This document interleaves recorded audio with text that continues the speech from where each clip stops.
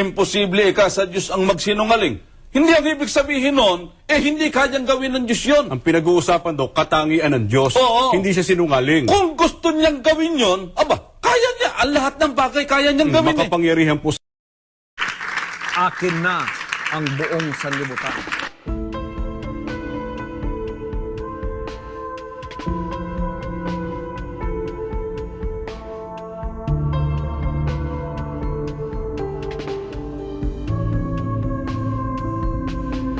Inutil! Tarantado!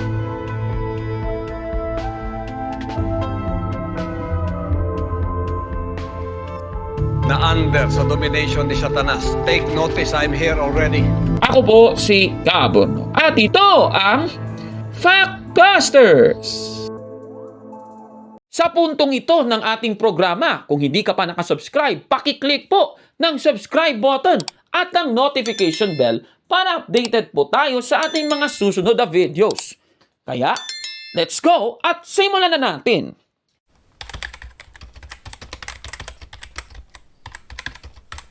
Magandang araw mga kapatid and welcome na naman sa isang episode ng Factbusters PH. At para sa ating episode, tatalakayin natin ito pong katanungan mula po sa ating Facebook page, Factbusters PH. Mula po kay Feji Saire. Babasahin ko po sa inyo ang kanyang katanungan.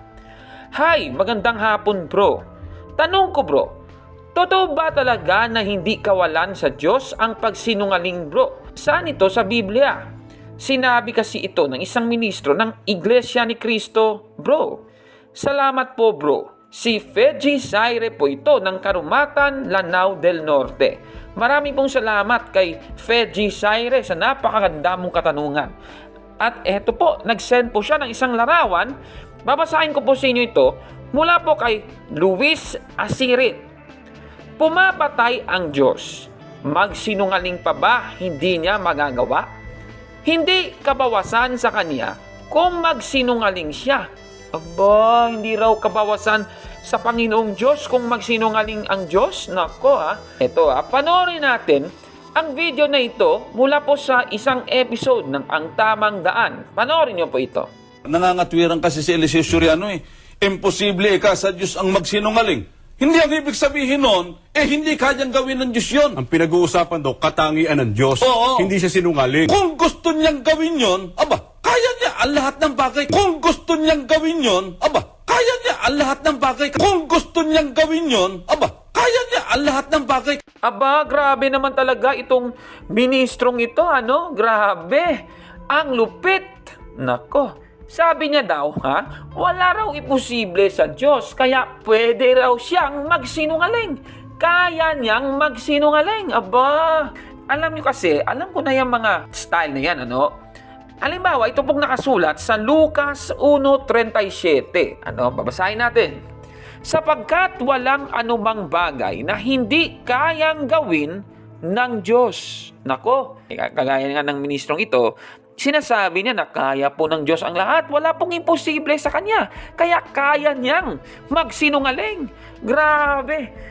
Ang tanong, base sa talata, kaya bang magsinungaling ng Diyos?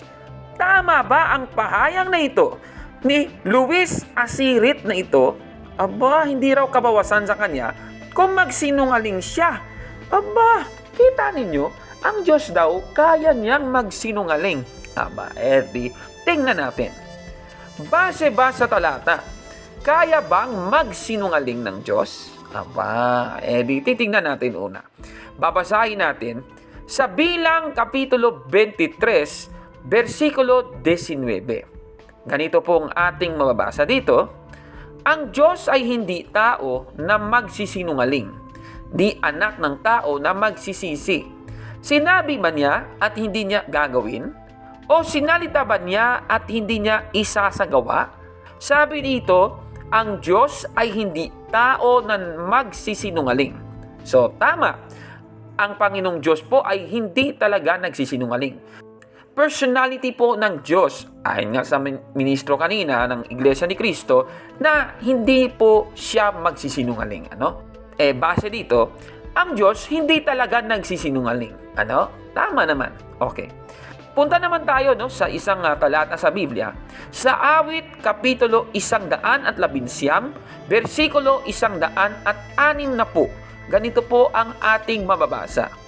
Ang kabuuan ng iyong salita ay katotohanan, at bawat isa ng iyong matutuwid na hatulan ay magpakailanman. Ibig sabihin na lumalabas sa bibig ng ating Panginoong Diyos, lahat po yan, yung kabubuan po niyan ay katotohanan. Ibig sabihin, wala pong kasinungalingan.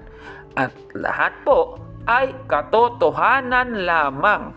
Nako Isa pa pong talata na pwede nating gamitin para sabihin ang Panginoong Diyos po ay hindi talaga nagsisinungaling.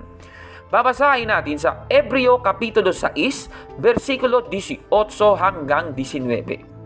Hindi maaaring magsinungaling ang Diyos tungkol sa dalawang bagay na ito, ang kanyang pangako at sumpa. Klaro po ng nakasulat na yan, Ang Panginoong Diyos po, hindi po magsisinungaling sa kanyang pangako at sa kanyang isinumpa sa tao. Base dito, hindi talaga siya nagsisinungaling ang ating Panginoong Diyos. Isa pang talata, mga kababayan, sa Tito, Kapitulo 1, versikulo 2. Gagamitin po natin ang Filipino Standard Version. Ganito po ang ating mababasa. Upang sila'y magkaroon ng pag-asa sa buhay na walang hanggan, na bago pa nagsimula ang mga panahon, ay ipinangako na ng Diyos, ang Diyos na hindi nagsisinungaling. Klaro po, direktang sinabi ng Tito 1:2 na hindi talaga nagsisinungaling ang Diyos. Pero, ito ang tanong. Kung hindi talaga nagsisinungaling ang Diyos, hindi ba niya kayang magsinungaling? Kasi iba yung hindi talaga siya nagsisinungaling. Iba rin yung hindi talaga siya nagsisinungaling pero kaya niyang magsinungaling. Parang ganun yung pinalilitaw ng ministro kanina ng Iglesia ni Cristo. Kasi nga, babasahin nila itong Lucas 1:37. Sasabihin nila na wala pong imposible sa Diyos. Lahat daw ng bagay, kaya niyang gawin. Grabe, believe. So, ang tanong, mga kababayan, totoo bang kaya ng Diyos na magsinungaling? Nako Ito, babasahin ko po muna sa inyo itong vlog na nahanap ko. Ito po ang galing sa vlog na Laging Tapat na Iglesia ni Cristo, an INC unofficial vlog na isinulat noong December 24, 2013 na may pamagat na ang Diyos ba walang kakayahang magsinungaling? Ganito po ang ating mababasa. Kapag sunod at mga tagapangaral, lalo na ng mga ADD o ang dating daan, ay isa rito ang paborito nilang aral. Ito ang mga talata ng kanilang ginagamit para tuligsain ang mga aral sa loob ng Iglesia ni Cristo.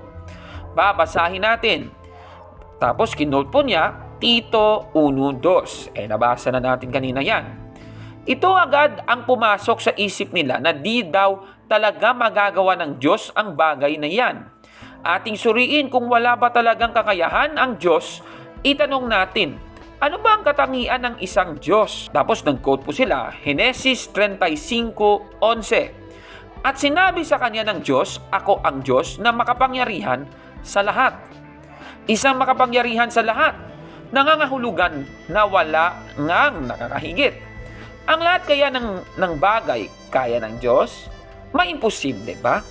Mas maganda na si Kristo na mismo ang magpakilala.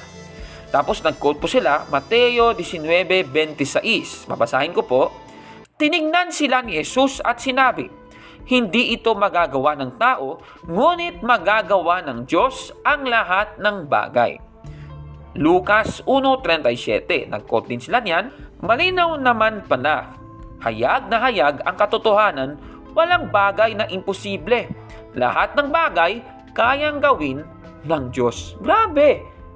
Pati pa itong vlog na ito ng Iglesia ni Cristo naniniwala kaya talaga ng Diyos na magsinungaling. Ang tanong, sa mga binasa niyang talata, kaya ba ng Diyos ang magsinungaling? Alam ninyo mga kababayan, sa unang Samuel Kapitulo 15, versikulo 29, ng ang salita ng Diyos na salin. Babasahin natin sa inyo. Ang Diyos ng Israel ay hindi nagsisinungaling. at hindi tulad ng tao na pabago-bago ng isip. Klaro po yan. Hindi talaga siya nagsisinungaling. Ang tanong po, kung magsisinungaling ang Diyos, meron po ba siyang nilabag? At kung meron man, ano po ito? Babasahin natin mga kapatid sa unang Juan, Kapitulo 4, versikulo 16. Ang Diyos ay pag-ibig.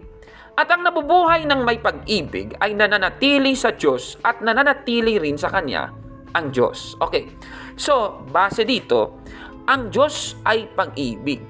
Sa Ingles, God is love. Okay, so ang Diyos po ay pag-ibig. God is love. Ano po ba ang meron kapag nagsisinungaling ka? Ha? Ano bang meron sa iyo kung ikaw ay nagsisinungaling? Isipin po, have you ever tried na magsinungaling? Di ba nagsisinungaling ka kasi takot kang sabihin ang totoo? Dapat mong gawan ng kwento para takpan yung katotohanan. Di ba ganun yun? Isipin mo, ikaw na nanonood, ano? Di ba ganyan talaga kung magsisinungaling? Dapat merong isang katotohanan tapos tinatakpan mo ito. Kasi takot kang malaman ng iba ang katotohanan. Di ba ganun yun? Biblia po ang ating pasagutin sa tanong. Babasahin natin sa Isaias, Kapitulo 57, versikulo 11. At kanino ka nangilabot at natakot na ikaw ay nagsisinungaling at hindi mo ako inaalala o dinamdam mo man? Hindi baga ako tumahimik na malaong panahon at hindi mo ako kinatatakutan? Ito po yung tagpo sa Biblia kung saan tinatago po nila na sumasamba po sila sa mga Diyos-Diyosan. Kaya sinabi po ito ng ating Panginoong Diyos. Klaro po sa talata. Ano po ba ang meron kapag nagsisinungaling ka? Ayon po sa talatang ito, takot. Ibig sabihin, kailangan kang magsinungaling para pagtakpan mo ang katotohanan. Kasi takot ka. Ganun lang naman yun, ano? Okay. Kung ang Diyos po ay nagsisinungaling, kung kaya ng Diyos na magsinungaling, ibig sabihin, kaya ng Diyos matakot. Kasi nga, para magsinungaling ka, kailangan mong matakot. So, ibig sabihin, ang Diyos dapat matakot muna bago magsinungaling. So, ngayon, ganito po ang lalabas. Kung matatakot ang Diyos, magiging Diyos pa ba siya? Biblia po ang ating pasagutin. Babasahin natin, unang Juan, Kapitulo 4, versikulo 18. Walang anumang takot sa pag-ibig. Pinapawi ng ganap na pag-ibig ang anumang takot. Kung natatakot man ang isang tao, ito'y dahil sa takot na maparusahan at ipinapakita lang nito na hindi pa lubos na natupad sa kanya ang pag-ibig. Napakaklaro mga kababayan. Walang anumang takot sa pag-ibig. Diba? Nag-gets nyo na siguro? Kung siya po'y nagsinungaling, hindi na siya Diyos kasi wala na ang pag-ibig sa kanya. Klaro po yan mga kababayan. Mga kapatid, ano? Dapat, hindi ka po makapagsinungaling, dapat wala kang takot. Dapat meron kang pag-ibig para walang takot. Klaro po, nasa Biblia yan. By His nature, God is love, and therefore, ang Diyos po ay hindi talaga nagsisinungaling. Ibig sabihin, itong nakasulat sa Lucas 1:37 na ito, mga kababayan, it only focuses on God's nature. Kung saklaw na po ng kanyang nature, ay hindi na po niya magagawa ng Diyos kasi hindi na siya magiging Diyos kapag lalabas siya sa kanyang nature. Klaro po. Nako, ibig sabihin, kagaya din natin mga tao. Ano? Di ba yung mga tao, marunong lumangoy. Ayan, marunong kumain. Halimbawa, yung tao marunong nang lumipad ng kanyang sarili, walang ginagamit na anuman. Tao pa ba siya? Naku, parang ganon din, ano?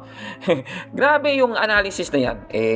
Alam niyo, lahat kayang gawin ng Diyos. Ngunit dahil Diyos siya kailanman, hindi niya kayang magsinungaling. Hindi na siya Diyos pag nagkataon Klarong-klaro. Ito talaga mga taga-iglesia ni Kristo na ito. Ang Diyos pala nila, kayang magsinungaling. Nako naman. Nangangatwiran kasi si Eliseo Soriano eh. Imposible ka sa Diyos ang magsinungaling. Hindi ang ibig sabihin nun, hindi kayang gawin ng Diyos yun. Ang pinag-uusapan daw, katangian ng Diyos. Oo. Hindi siya sinungaling. Kung gusto niyang gawin yun, kaya niya. Ang lahat ng bagay kaya niyang gawin eh. Makapangyarihan po Mali po yan. Ako, ito talagang ewan ko sinong pangalan ito, ng ministrong ito. Tapos itong nagsasabing, hindi raw kabawasan sa kanya kung magsinungaling siya. Nako, maling analysis yan. At ito pang black spot na ito ng Iglesia ni Kristo. Lahat sila. Busted yan! Mali! Nako, maling analysis. Nako, maling logic. Maraming salamat sa kay Fedji Saire mula po sa Karumatan, Lanao del Norte sa iyong napakagandang katanungan. Ang tanong mga kapatid, sino ba ang nagsasalita ng kasinungalingan tungkol sa Diyos? Babasahin natin sa Biblia. Sa Juan Kapitulo 8, versikulo 44, ganito po ang ating mababasa. Kayo'y sa inyong amang diablo at ang mga nais ng inyong ama ang ibig ninyong gawin. Siya'y isang mamamatay tao buhat pa ng una at hindi na nanatili sa katotohanan sapagkat walang katotohanan sa kanya. Pagka nagsasalita siya ng kasinungalingan, ay nagsasalita siya ng saganang kanya sapagkat siya'y isang sinungaling at ama nito.